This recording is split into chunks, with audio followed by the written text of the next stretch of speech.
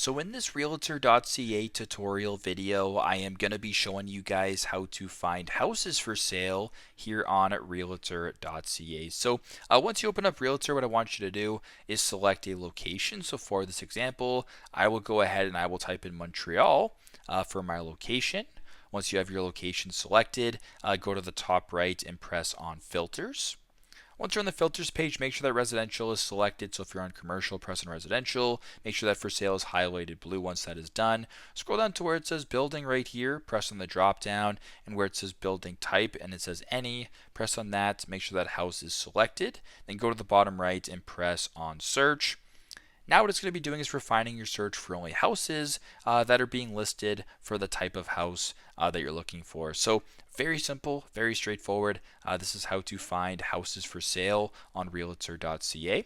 Thanks again for watching, and I hope this video helps.